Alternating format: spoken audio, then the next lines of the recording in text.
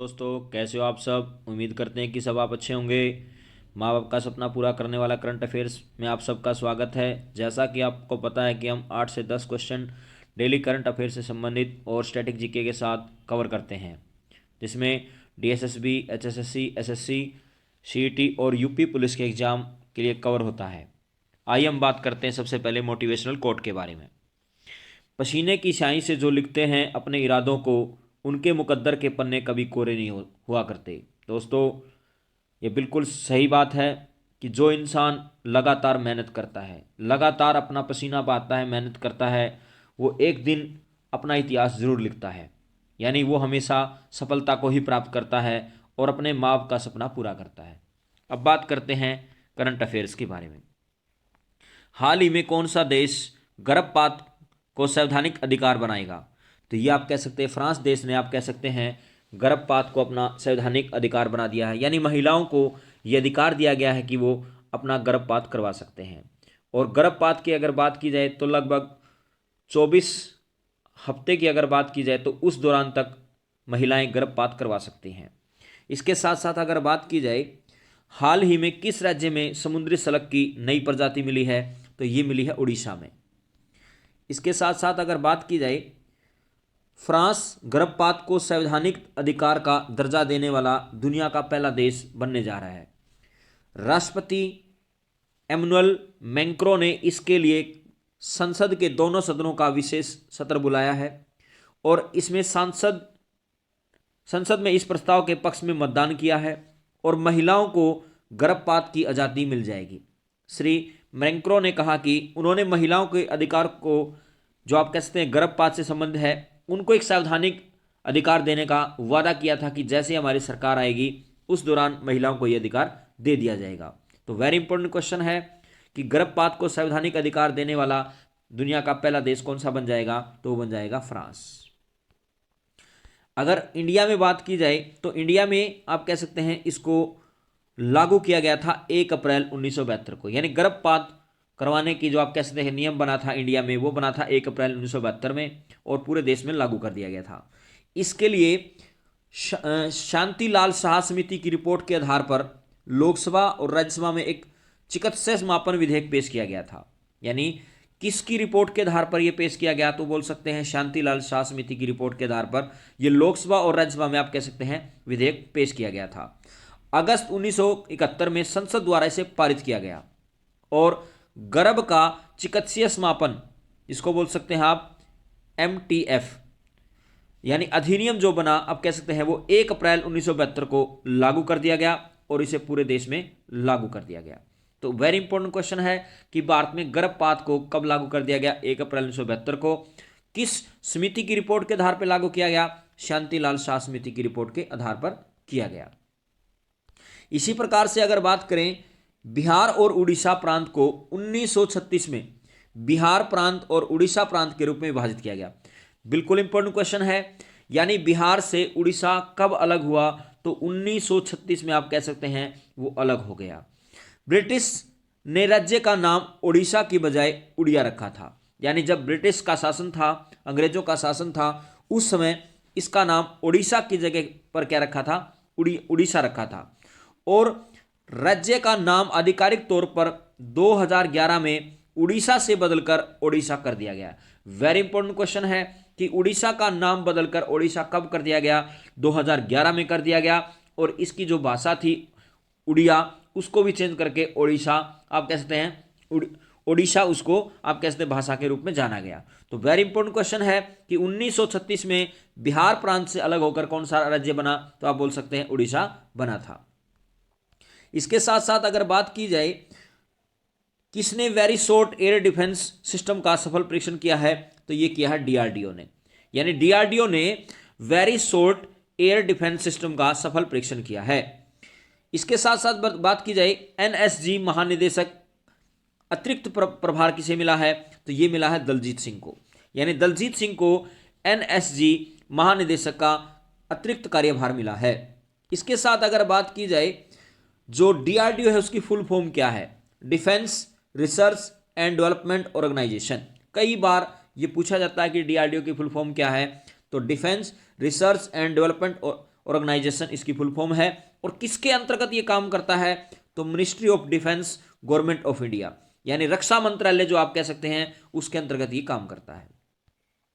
इसके साथ अगर बात की जाए डीआरडीओ की स्थापना कब हुई, यानी भारत सरकार द्वारा 1958 में इसे स्थापित किया गया और 3 प्रमुख रक्षा संगठनों को मिलाकर के स्थापित किया गया था। यानी 3 प्रमुख इसमें रक्षा संगठन जो थे इसमें शामिल किए गए थे, जिसमें एक था आप कह सकते हैं रक्षा विज्ञान संगठन, दूसरा है रक्षा तकनीकी विकास प्रतिष्ठान संगठन आप कह सकते हैं, और तीसरा है तकनीकी विकास और उत्पादन निर्देशालय। इन 3 संगठनों के साथ आप कह सकते हैं इसको स्थापित किया गया 1958 ईस्वी में। इसके साथ साथ अगर बात की जाए जो डीआरडीओ के वर्तमान में आप कह सकते हैं अध्यक्ष हैं वो कौन है? डॉक्टर सुब्रत रक्षित आप कह सकते हैं इसके अध्यक्ष हैं। 31 मई 2023 को इसके महानिदेशक के रूप में नियुक्त किए गए। डॉक्टर सुब्रत रक्षित विशिष्ट वैज्ञानिक को 6 जुलाई 2021 को centre for artificial intelligence and robotics के निर्देशक के रूप में नियुक्त किया गया था।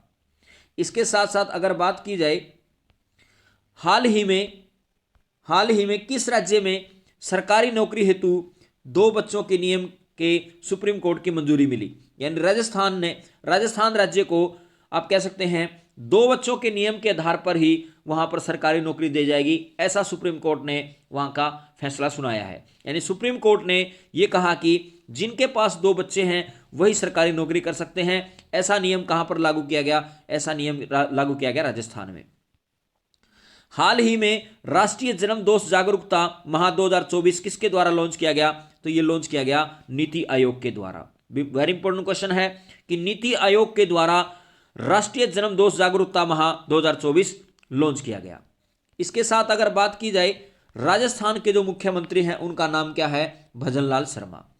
इनका जन्म हुआ था 15 दिसंबर 1967 को और ये एक भारतीय राजनीतिज्ञ हैं जो वर्तमान में दिसंबर 2023 में राजस्थान के 14वें मुख्यमंत्री के रूप में कार्यरत हैं। वेरी इंपॉर्टेंट क्वेश्चन है कि भजनलाल शर्मा जो हैं राजस्थान के कौन से मुख्यमंत्री बने? 14वें नंबर के मुख्यमंत्री बने। वह 16वीं राजस्थान विधानसभा के सदस्य हैं, यानी राजस्थान की जो विधानसभा चल रही है वो कौन से नंबर की है? तो वह आप कह सकते हैं 16वें नंबर की। और सांगनेर निर्वाचन क्षेत्र का प्रतिनिधित्व किया, यानी किस सीट से वो जीत कर आए? तो उस सीट का नाम है सांगानेर। उस सीट से आप कह सकते हैं जीतकर आए थे। इसके साथ साथ अगर बात की जाए आधुनिक भारत में प्रथम बार तत्कालीन प्रधानमंत्री जवाहरलाल नेहरू द्वारा राजस्थान के नागौर जिले के बगदरी गांव में 2 अक्टूबर 1959 को पंचायती राज व्यवस्था लागू की गई। वेरी इंपॉर्टेंट क्वेश्चन है कि पंचायती राज व्यवस्था कब लागू की गई? 2 अक्टूबर 1959 को लागू की गई। राजस्थान के नागौर जिले के बगदरी गांव में लागू की गई। और उसमें भारत के प्रधानमंत्री कौन थे? तो उसमें भारत के प्रधानमंत्री थे पंडित जवाहरलाल नेहरू। इसके साथ अगर बात की जाए प्रधानमंत्री नरेंद्र मोदी ने नीति आयोग के अध्यक्ष, यानी नीति आयोग का अध्यक्ष कौन होता है? जो प्रधानमंत्री होता है वही नीति आयोग का अध्यक्ष होता है। नीति आयोग जिसको बोलते हैं national institution for transforming India, यानी नीति आयोग की आप कह सकते हैं फुल फॉर्म क्या है? National institution for transforming India, यानी भारत सरकार का एक प्रबुद्ध आप कह सकते हैं मंडल है जिसका गठन 1 जनवरी 2015 को किया गया। वेरी इंपॉर्टेंट क्वेश्चन है, कई बार पूछा जाता है कि नीति आयोग का गठन कब किया गया? 1 जनवरी 2015 को किया गया। इसके अध्यक्ष कौन होते हैं? इसके अध्यक्ष होते हैं प्रधानमंत्री। जो भी प्रधानमंत्री बनेगा वो नीति आयोग का ही अध्यक्ष होगा। सिंधु श्री खुल्लर नीति आयोग की पहली सीईओ थी, यानी क्वेश्चन वेरी इंपॉर्टेंट है कि नीति आयोग की पहली महिला सीईओ कौन बनी? तो सिंधु श्री खुल्लर बनी थी।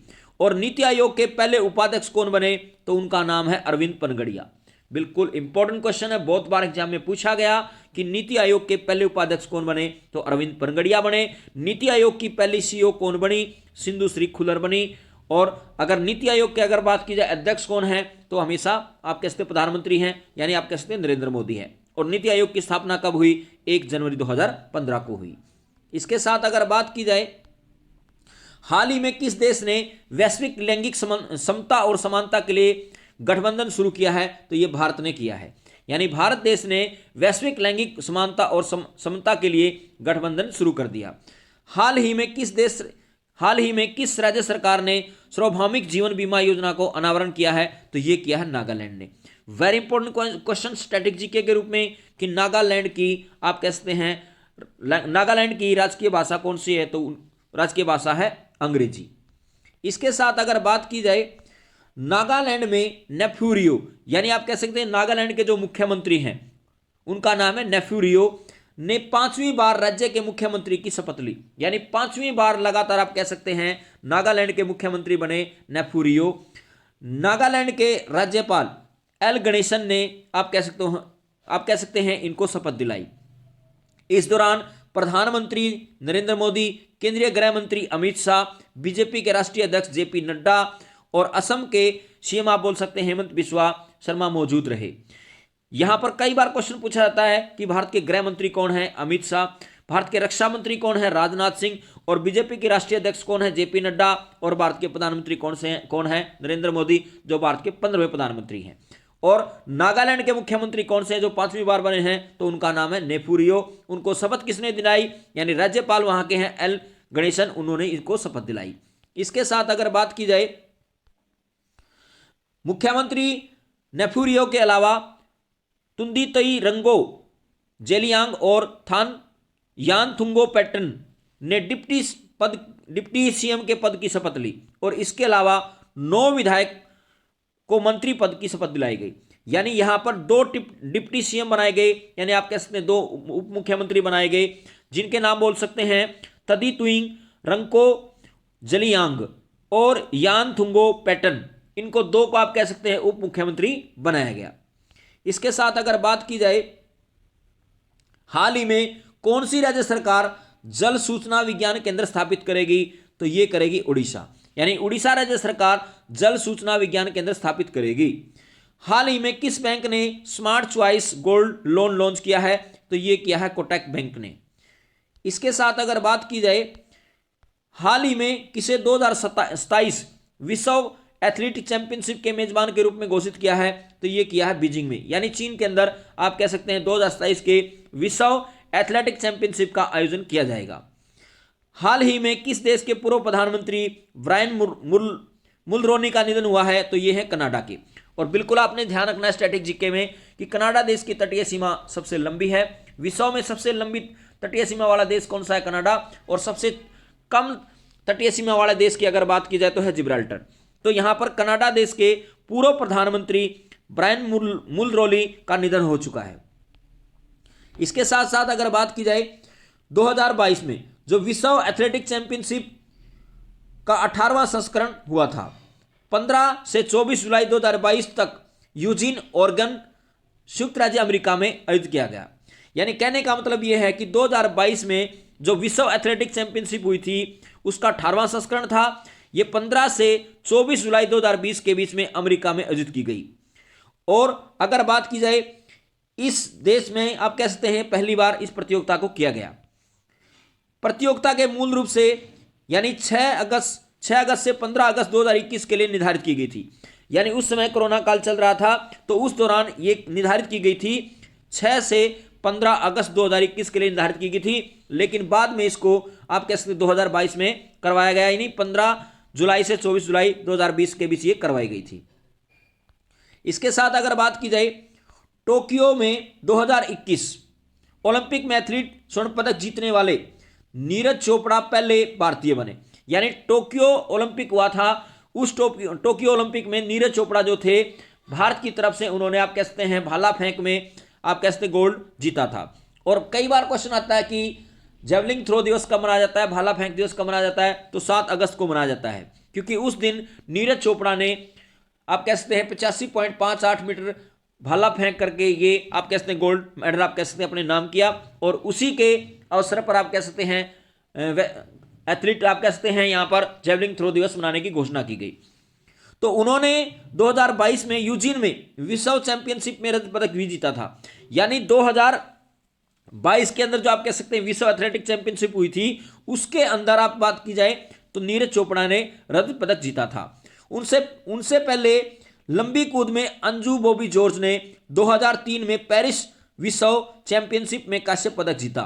यानी आप बोल सकते हैं कि 2003 में जो पेरिस में विश्व चैंपियनशिप हुई थी उसमें हमारी लंबी कूद की जो आप खिलाड़ी बोल सकते हैं उनका नाम है अंजू बॉबी जॉर्ज, ने यहां पर क्या जीता था, कांस्य पदक जीता था। जबकि टोक्यो ओलंपिक में आप कह सकते हैं नीरज चोपड़ा ने गोल्ड मेडल जीता था।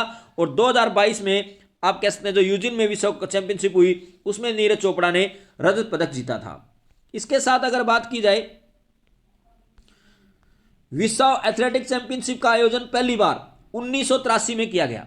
बिल्कुल इंपॉर्टेंट क्वेश्चन है कि विश्व एथलेटिक चैंपियनशिप का आयोजन पहली बार 1983 में आधिकारिक तौर पर फिनलैंड की राजधानी हेलसिंकी में किया गया।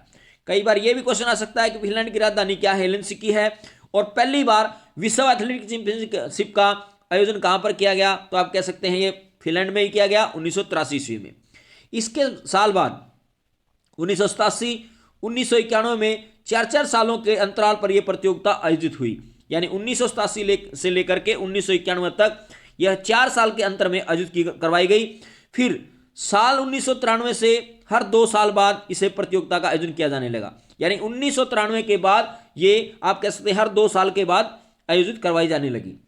इसके साथ अगर बात की जाए, कनाडा के पूर्व प्रधानमंत्री ब्रायन मुरलोनी का निधन हो गया। वे 84 वर्ष के थे। उन्होंने 1984 से 1993 तक देश का नेतृत्व किया। ये कंजर्वेटिव पार्टी के नेता थे। श्री मुरलोनी कनाडा के 18वें प्रधानमंत्री थे। उन्होंने शीत युद्ध के अंतिम दिनों में देश का नेतृत्व किया था और अमेरिका के साथ मुक्त व्यापार समझौते को बढ़ाया था। पिछली स्लाइड में हमने बताया था आपको कि कनाडा के पूर्व प्रधानमंत्री ब्रायन मुरलोनी का निधन हो गया और वो 84 वर्ष के थे। उन्होंने 1984 से 1993 तक देश का नेतृत्व किया। और कौन सी पार्टी से संबंध रखते थे ये, कंजर्वेटिव पार्टी से संबंध रखते थे। और कनाडा के कौन से प्रधानमंत्री बने थे, 18वें प्रधानमंत्री बने थे। उन्होंने शीत युद्ध के अंतिम दिनों में देश का नेतृत्व किया और अमेरिका के साथ मुक्त व्यापार समझौता आगे बढ़ाया था। इसके साथ अगर बात की जाए, हाल ही में किसने अपनी पुस्तक सेवलोइंग द सन लॉन्च की है, तो ये की है लक्ष्मी मुदेश्वर ने। यानी लक्ष्मी मुदेश्वर ने आप कह सकते हैं सेवलोइंग द सन अपनी पुस्तक लॉन्च की। इसके साथ साथ अगर बात की जाए, संयुक्त राष्ट्र संघ के पूर्व सहायक महासचिव और केंद्रीय मंत्री हरदीप सिंह पुरी की पत्नी लक्ष्मी मुदेश्वरी पुरी ने मुंबई में अपनी पहली पुस्तक सेवलोइंग द सन के लॉन्च का आप कह सकते हैं जश्न मनाया। यानी ये कह सकते हैं किसकी पत्नी है, तो ये केंद्रीय मंत्री हरदीप सिंह पुरी की पत्नी है और संयुक्त राष्ट्र के पूर्व सहायक महासचिव भी ये रह चुकी हैं। उन्होंने अपनी पहली पुस्तक आप कह सकते हैं सेवलोइंग द सन आप कह सकते हैं मुंबई में इसको लॉन्च किया। स्वतंत्रता के समय पर आधारित यह उपन्यास पुरी के माता पिता और महाराष्ट्र में उनकी आप कह सकते हैं जड़ों से प्रेरणा लेता है। यानी महाराष्ट्र के अंदर उनका जो पालन पोषण हुआ उससे ये आप कह सकते हैं प्रेरणा पर आधारित है, जिसका उद्देश्य है महिला सशक्तिकरण और सांस्कृतिक विरासत के विषयों पर प्रकाश डालना है। यानी जो पुस्तक है ये किस पर प्रकाश डालती है, तो ये डालती है आप कह सकते हैं महिलाओं के सशक्तिकरण के लिए और सांस्कृतिक विरासत के लिए आप कह सकते हैं ये प्रकाश डालती है। इसके साथ अगर बात की जाए, किस लेखक ने द लीजेंड ऑफ लक्ष्मी प्रसाद नाम की किताब लिखी, तो उनका नाम है ट्विंकल खन्ना। यानी ट्विंकल खन्ना ने द लीजेंड ऑफ लक्ष्मी प्रसाद नाम की किताब लिखी। नरेंद्र मोदी की अगर बात की जाए, तो नरेंद्र मोदी ने 2023 में अगर बात की जाए तो नए भारत का संवेद ये पुस्तक लिखी। इसके साथ अगर बात की जाए, जनरल मनोज मुकुंद नरवणे ने कौन सी पुस्तक लिखी, भाग्य के 4 सितारे लिखी। इसके साथ अगर बात की जाए, हाल ही में किसने एनटीपीसी के निर्देशक का पदभार संभाला है, तो उनका नाम है रविंद्र कुमार। यानी रविंद्र कुमार ने एनटीपीसी के निर्देशक का पदभार संभाल लिया। हाल ही में भारत अमेरिका के वरिष्ठ अधिकारियों की सुरक्षा वार्ता कहां आयोजित हुई, तो ये आप कह सकते हैं नई दिल्ली में आयोजित हुई। हाल ही में पेयू के अध्यक्ष और स्वतंत्र निदेशक के रूप में किसे नियुक्त किया है, तो यह किया है रेणु सूद कर्नाड ने। यानी रेणु सूद कर्नाड को पेयू के अध्यक्ष और स्वतंत्र निदेशक के रूप में नियुक्त किया है। हाल ही में किस देश की संसद ने LGBTQ विरोधी विधेयक पारित किया है, तो वो किया घाना देश की संसद ने। यानी घाना देश की संसद ने LGBTQ विरोधी विधेयक पारित किया है। हाल ही में भारत में अति अमीरों की संख्या 2023 में कितने प्रतिशत बढ़कर हो गई, तो आप कह सकते हैं 6% हो गई। यानी हाल ही में भारत में अति अमीरों की संख्या 2023 में कितने प्रतिशत बढ़कर होगी, तो आप कह सकते हैं 6% हो गई। दोस्तों भवानी नर्सिंग इंस्टीट्यूट जींद में जो आप कह सकते हैं एक मात्र ऐसा इंस्टीट्यूट है जो आपको एएनएम जेएनएम की आप कह सकते हैं एडमिशन के लिए आपको मौका देता है। इसमें लड़के आप कह सकते हैं जीएनएम भी कर सकते हैं और एएनएम आप कह सकते हैं लड़कियां कर सकती हैं। ये हमारा इंस्टीट्यूशन जो आप कह सकते हैं एचएनआरसी और पीएनआरसी और आईएनसी से मान्यता प्राप्त है। इसके अंतर्गत आप डी फार्मेसी बी फार्मेसी भी कर सकते हैं जो हेलोपैथी और आयुर्वेदिक से संबंधित है। इसके साथ अगर बात की जाए आप कह सकते हैं बीएससी नर्सिंग भी आप कर सकते हैं जो 4 सालों के लिए है। जबकि एएनएम की अगर बात की जाए तो ये 2 साल की है और 12th पास जो आप कह सकते हैं फीमेल ये कर सकती हैं और इसके लिए आर्ट साइड वाले भी अप्लाई कर सकते हैं। जबकि जीएनएम के लिए +2 पास होना चाहिए और फीमेल और मेल दोनों कर सकते हैं और इसका टाइम पीरियड रहेगा 3 साल और इसमें भी आर्ट से संबंधित जो +2 आपने पास किए वो अप्लाई कर सकते हैं।